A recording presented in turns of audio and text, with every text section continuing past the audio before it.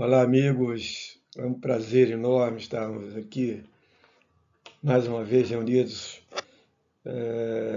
agradecendo muito o convite da Gisele e vamos hoje estudar, comentar a vida no mundo espiritual, né? Na verdade, o tema escolhido tem um objetivo maior de reforçar a nossa crença num mundo espiritual estruturado, organizado, e vamos detalhar como serão nossas atividades quando lá chegarmos. Na verdade, o nome certo dessa palestra deveria ser o que vai acontecer comigo quando eu chegar no mundo espiritual, né? Sendo espíritas ou não, todos nós um dia fizemos essa pergunta e vamos comentar sobre informações extraídas dos livros de André Luiz, da série Nosso Lar, e que contaríamos como é que a vida se organiza por lá, onde moraremos, onde trabalharemos, como nos alimentaremos, né? Enfim, falaremos sobre todas essas camadas também que envolvem energeticamente nosso planeta Terra e vamos iniciar conceituando o que entendemos como matéria e suas diversas frequências, levando em consideração o livro dos Espíritos, no capítulo 2, questão 22, em que a pergunta define-se a matéria como aquilo que pode impressionar os sentidos e é impenetrável? Resposta: do vosso ponto de vista, sim, porque só falais daquilo que conheceis, mas a matéria em estados que não percebeis. Ela pode ser tão etérea e sutil que não cause impressão nos vossos sentidos.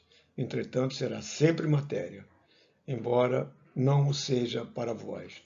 Por estranho que pareça, à primeira vista, o mundo espiritual é material também, apenas uma matéria mais sutil, né? Vamos já avaliar como é que é essa relação entre matéria e frequência para que nós possamos entender melhor esse ensinamento, né?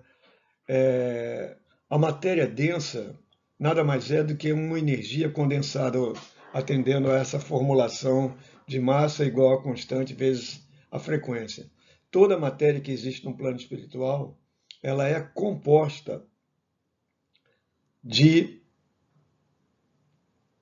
matéria muito menos densa, portanto, para nós, ela seria praticamente fluídica, invisível, imperceptível aos nossos sentidos mais grosseiros, não é verdade? Vamos avaliar como é que são essas camadas que envolvem aqui o planeta Terra, como é que nós estamos inseridos nesse contexto, né? Aí estão as esferas espirituais, nós temos um núcleo interno muito pesado, né? E que seria e à medida em que as camadas vão evoluindo, elas vão perdendo essa densidade, né? Mais ou menos como se fosse aí comparando a grosso modo, uma cebola com as suas diversas camadas justapostas, né?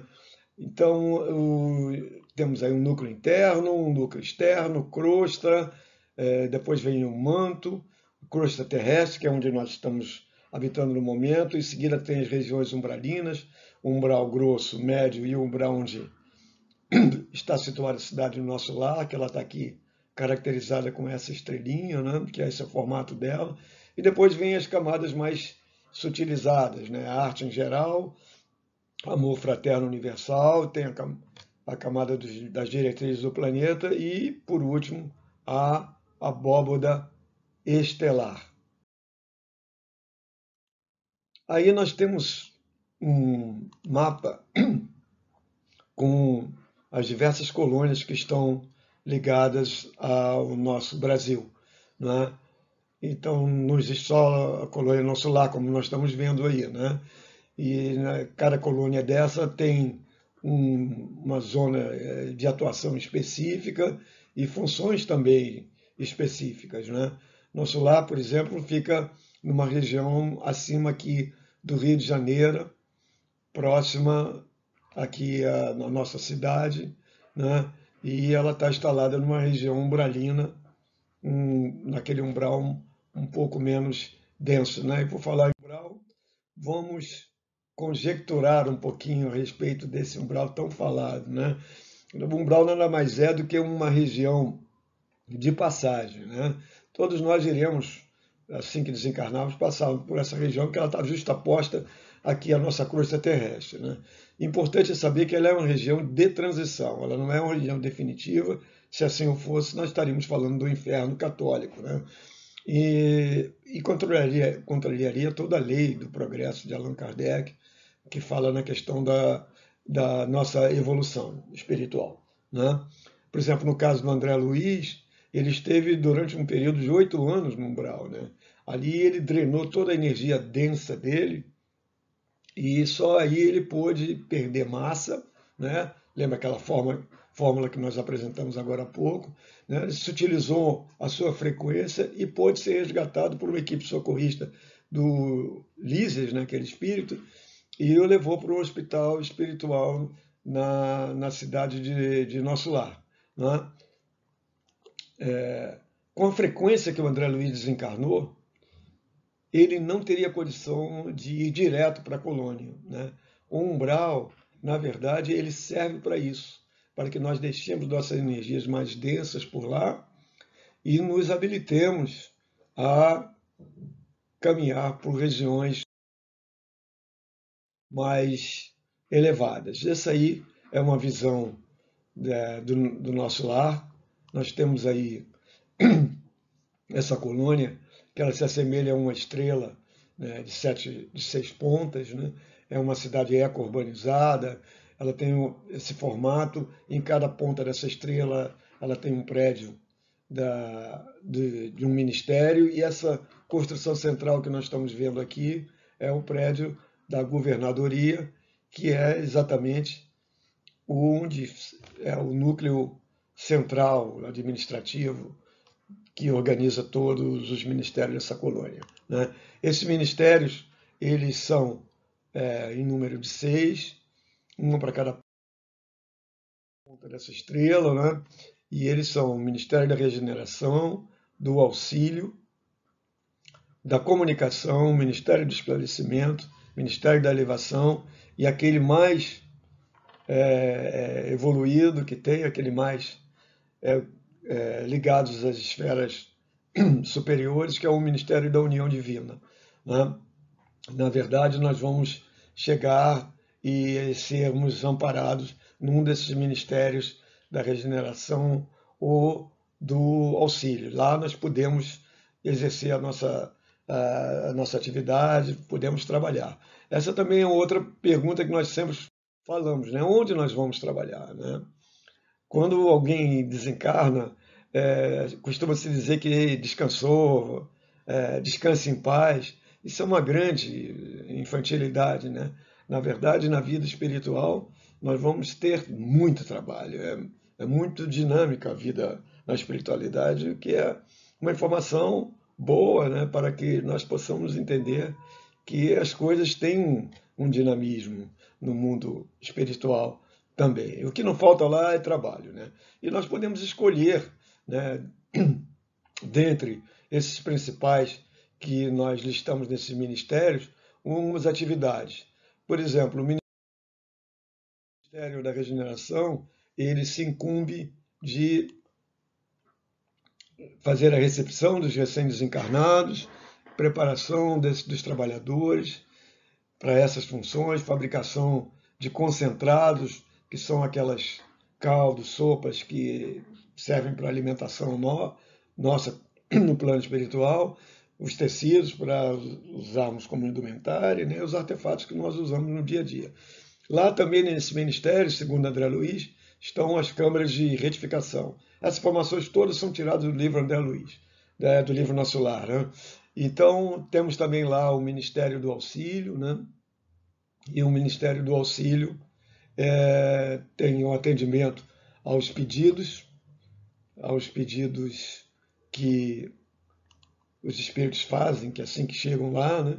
E ali esses espíritos são atendidos e tem o preparo para as turmas socorristas que vêm nos atender. Na verdade, é um ministério em que nós vamos nos engajar, provavelmente assim que sairmos daqui. Depois tem o Ministério do Esclarecimento, que é um ministério em que os serviços são mais de pesquisas e arquivo, e ali é feito o grande trabalho, né, que é o preparo reencarnatório. Temos também o Ministério da Elevação, em que as pessoas têm lá um tipo de vida mais sutilizado, em que se encontra o tal do campo da música, que André Luiz faz menção nos livros dessa série Nosso Lar. E mais à frente temos o Ministério da União Divina, né, que ela faz exatamente o contato com essas camadas mais superiores da vida, né? Tudo isso coordenado por aquele prédio que nós vimos, né, do serviço da governadoria, que tem o seguinte serviço. Ela cuida basicamente da parte de distribuição de alimentação e da nossa habitação, trabalha também com transporte e trânsito, lembram do aeróbus que estão falados no livro, né? E toma conta da parte de energia elétrica também, que é muito importante lá na colônia. Nós temos também uma questão importante a focarmos agora. Como será a nossa remuneração quando nós chegarmos? Nós vamos trabalhar num desses ministérios, né? Nós vamos ali exercer alguma função. E qual será a nossa remuneração? A moeda corrente do nosso lar, como nós sabemos, é o bônus hora, e corresponde a 1 hora de serviço no bem, né? O método de atendimento que é feito para as pessoas serem encaminhadas para os diversos serviços que tem lá do nosso lar, ele é feito através do Ministério do Auxílio, e aí o atendimento é feito de 2 em 2. André Luiz narra aquele episódio de uma senhora que queria visitar os filhos aqui na Terra, e o ministro pergunta quantos bônus hora ela dispõe, e ela disse que só teria 300. Se ela estava lá 10 anos e eventualmente numa jornada de 10 horas por dia, ela deveria ter pelo menos uns 40 mil bônus horas.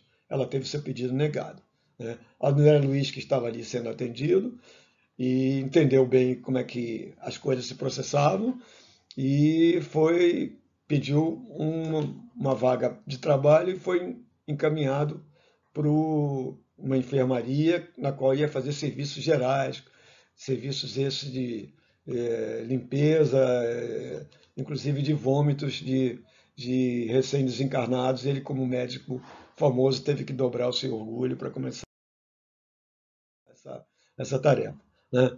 Lá a questão do bônus hora, que nós estávamos dizendo, equivale um bônus a 1 hora de trabalho no bem, e tanto o governador quanto um trabalhador comum têm a mesma remuneração.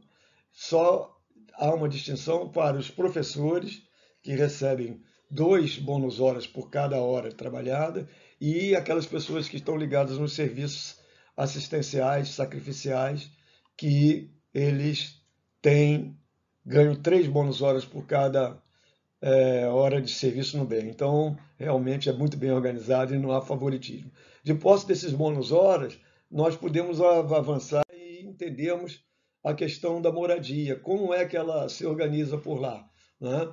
O André Luiz, quando foi resgatado do umbral, chegou ao nosso lar, foi abrigado no hospital do Ministério do Auxílio. E como ele não encontrou parentes por lá, sua mãe estava num plano superior e seu pai estava num umbral mais denso, ele ficou hospedado na casa de Lísias, né? E ele então não foi começar a trabalhar e começar a sua jornada por lá. E ali nós temos uma informação muito importante, que é a do livro Nosso Lar, no capítulo 21, na página 15 diz textualmente: cada família espiritual pode conquistar um lar, nunca mais de um, apresentando 30 mil bônus hora. Se for um professor, ganha dobrado, né? Quer dizer, aí a gente teria uma conta mais, não fugindo aqui o meu DNA de engenheiro, nós temos aqui uma média de 30 mil bônus horas com um trabalho de 10 horas por dia, mais ou menos 3 mil dias, nós conseguiríamos comprar uma casa com 8 anos e meio. Se for professor, nós vamos para 4 anos e meio e se trabalharmos em serviços sacrificiais, podemos comprar uma casa com 2 anos e 3 meses. Né? Uma outra pergunta importante que nós fazemos é com quem que eu vou encontrar lá no plano espiritual, não é verdade? E aí nós vamos nos encontrar aquele que nós amamos, nós reencontraremos as pessoas que têm propósitos similares aos nossos, que estão na mesma faixa de vibração. Isso é muito importante entender. Nós estamos aqui com o horário já meio que finalizando, então nós vamos abordar um tema que também é do nosso interesse, né, que é a alimentação. Como será a alimentação lá, né, para finalizar aqui o nosso encontro? A alimentação varia do ministério em que nós estaremos engajados e trabalhando. No Ministério da Regeneração e do Auxílio, que são regiões mais próximas à Terra, a alimentação basicamente é verduras, frutas e sucos. Não é? Nessa imagem nós temos André Luiz fazendo uma refeição na casa de Dona Laura, e aí se vê que o menu é sopa, frutas e sucos. E o detalhe importante, esses alimentos não são mentalizados e ingeridos. Né? Existe lá uma natureza própria na colônia e os alimentos são cultivados e lá mesmo são made in nosso lar. Né? No Ministério da Comunicação e do Esclarecimento, aí a alimentação vai se utilizando, nós temos frutas e sucos. No Ministério do Esclarecimento, frutas e sucos somente. No da elevação, sucos e concentrados. Né? E, para finalizar, no Ministério da União Divina, nós vamos ter basicamente só água e ar. E água e ar, nós poderemos aí, temos um longo período aí para chegar até lá, claramente, né?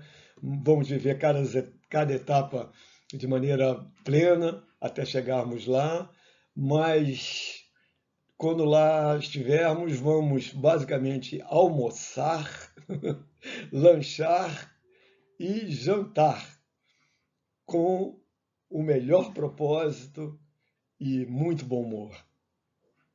Paz para todos.